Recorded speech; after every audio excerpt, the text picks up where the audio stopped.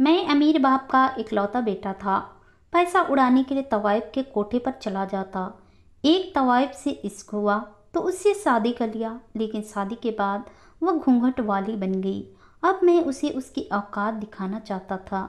एक दिन अपने 7 दोस्तों को लेकर रात को कमरे में आ गया। फिर मैंने उन सबके साथ मिलकर अपनी बीवी को, यह मेरे लिए डूब मरने वाली बात थी। या मैंने क्या कर लिया था, मैं सोच भी नहीं सकता था कि अपनी ज़िंदगी की बर्बादी का मैं खुद जिम्मेदार बन जाऊंगा। सामने मेरी बीवी मुर्दा पड़ी थी और मैं पागलों की तरह उसके वजूद को देख रहा था। मेरे यार दोस्त धीरे धीरे करके यहाँ से चले गए और मैं किसी मुजरिम की तरह सर झुकाए उसकी लाश के पास बैठा था। मेरा नाम अनुज है। मेरा पैदाशी एक अमीर घराने से था। मैं अपने माँ बाप का इकलौता बेटा था। मेरी माँ एक सोशल वर्कर थी, जबकि बाप बिजनेसमैन। उन दोनों ने मुझे ज़्यादा वक्त नहीं दिया, इसलिए मैं अपने मर्जी का मालिक और अय्यासी मिजाज का बन गया। जाता तो मैं कॉलेज पढ़ाई करने था, लेकिन अब मुझे दूसरी चीज़ में दिलचस्पी होने लगी थी। इसलिए नई नई लड़कियों से दोस्ती करना, उसके साथ सैर सपाटे करना और उन पर अपने बाप का पैसा उड़ाना, यही मेरा काम था। फिर वक्त गुजरने लगा। अब मैं यूनिवर्सिटी में पढ़ रहा था। मेरा बाप आते जाते मुझसे हाल पूछ लेता, बाकी उन्हें मेरी हरकत से कोई फ़र्क भी नहीं था। अब यूनिवर्सिटी में नई ज़िंदगी मिली तो नए दोस्त भी मिल गए। उन्होंने मुझे एक नई राह दिखाई और वो नई राह बहुत बड़े गुनाह की थी। अब माँ बाप से छुपकर मैं तवाइफों के कोठे पर अपनी रातें गुजारने लगा था।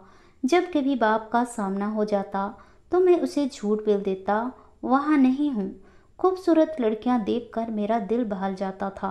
अब मुझे अपनी ज़िंदगी और भी हसीन लगने लगी थी, लेकिन नहीं जानता था कि मेरी ज़िंदगी बदल जाएगी जब एक दिन मेरे सामने एक लड़की आकर बैठी। उसकी नीली आंखें देखकर मेरा दिल उसके कदमों में गिर गया था।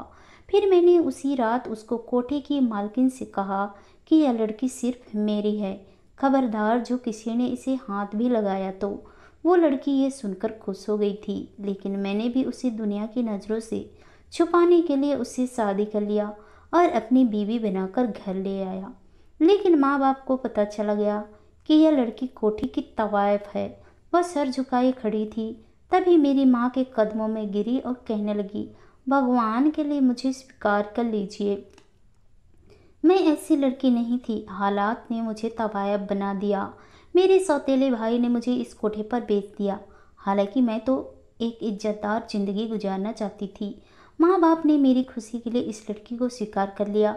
अब वह मेरी ज़िंदगी में शामिल हो गई। लेकिन शादी के बाद उसकी बदली हुई हालत ने मुझे हैरान कर दिया। जब वह घूंघट लेने लगी थी, अब जब भी मैं उसे कहीं जाने के कहता तो अपनी चेहरा पल्लू से छुपा लेती। मैं दिल ही दिल में उसके पर्दे को देखकर हंसता और सोचता कि ये तो तवायब थी, लेकिन घूंघट ऐसी लगाती है जैसे कि किसी मालिक की बेटी है। अब मैं पहले की तरह उसे उसी तरह के कपड़ों में देखना चाहता था जहाँ पर वह पहले मेरे सामने आती थी। मैं सारी दुनिया को दिखाना चाहता था कि मेरी बीवी किस कदर हसीन है, लेकिन वह हमेशा पर्दा करके रखती। उसकी बात ने मुझे गुस्सा दिला दिया करता था। मैं उसे एहसास दिलाना चाहता था कि वह कहाँ से उठकर आई है। फिर एक दिन वह मुझसे कहने लगी, आपने मुझे इतनी इज्जत दी कि मैं सोच भी नहीं सकती थी कि मैं उस गंदगी से निकल जाऊंगी। लेकिन शायद यह मेरी उन दुआओं का असर था जो आपने मुझसे कर लिया। इसके चेहरे की चमक बता रही थी कि वह किस कदर खुश है, लेकिन मैंने यह कहकर उसकी खुशी को मान कर दिया। मैं उसे कहने लगा कि तुम हो तो वही कोठी की तवाइफ, कभी भी तुम्हारा आदत नहीं बदल सकता। मेरी यह बात सुनकर उसके चेहरे की रंगत बदल गई थी। एकदम से ही उसके चेहरे पर मायूसी छा गई थी, लेकिन मुझे अपने लफ्ज़ों का एहसास ना हुआ था। अब मेरी और उसकी लड़ाइयाँ होने लगी। मैं उसे अपने साथ पार्टीज में लेकर जाना चाहता था, नए नए लोगों के सामने पेश करना चाहता था, क्योंकि मैंने अपने बाप का बिजनेस संभाल लिया था। ऐसे में सब अपनी अपनी बीवियों को किसी 100 पीस की तरह पेश करते थे और उससे काम भी उसकी मदद चाहता था, लेकिन वह यह काम करने को तैयार थी नहीं थी। वह कहती थी कि मैं अब पर्दा करने लगी हूँ। तभी मैं उसे हैरत से देखते हुए कहता कि तुम तो एक कोठी की तवायफ थी, फिर कैसे एक पर्दे में रहने वाली बीवी बन गई। अब तुम्हें मेरे साथ यह काम करना ही होगा। लेकिन वह किसी तरह से भी यह बात मानने को तैयार नहीं थी। फिर आखिरकार मुझे बदला लेने का मौका मिल गया। मैं चाहता था कि मैं उसे उसकी औकात याद दिलाऊं। तभी एक दिन अपने आवारा दोस्तों को लेकर मैं कमरे में आ गया। फिर मैं अपने दोस्तों के सामने कहने लगा कि तुम जानते हो कि मेरी बीवी पहले कौन थी। वह सब हैरान थे कि मैं क्या कहने वाला हूँ।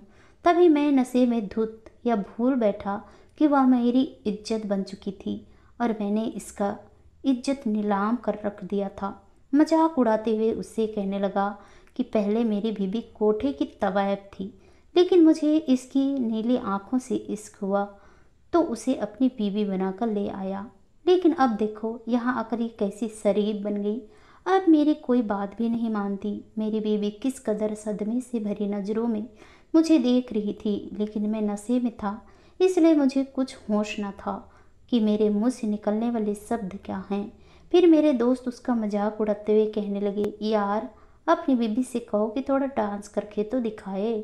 आखिर यह कोठे पर भी तो डांस करती होगी, लोगों को बहलाती होगी। अब मैं भी उसे मजबूर कर रहा था कि वह अपने वैसे ही अदाएं दिखाए जैसे उसने मुझे कोठे पर अदाएं दिखाकर घायल किया था।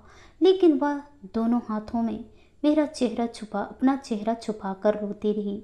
फिर ड्रेसिंग रूम में चली गई, वहाँ दरवाज़ा बंद करके बैठ गई। उसने पूरी रात दरवाज़ा ना खोला। फिर काफ़ी देर तक मैं अपने दोस्तों के साथ मौज मस्ती करता रहा। फिर वह आखिरकार घर चले गए। मैं सुबह तक सोया रहा। फिर जैसे ही सुबह होश आया तो मैंने अपनी बीवी को ढूंढना चाहा, लेकिन वह बिस्तर पर मौजूद नहीं थी। फिर मुझे याद आया कि वह तो ड्रेसिंग रूम में है। जैसे ही दरवाज़ा खोला तो मेरी रूह कांप गई। मैं उसके करीब जाकर कहने लगा, अब कितने देर सोती रहोगी, उठ जाओ और मेरे कपड़े निकालो।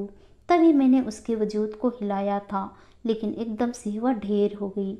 वह बिल्कुल मुर्दा लग रही थी। मैं पागलों की तरह चीखा था। मेरी चीख सुनकर सारे नौकर भाग आए।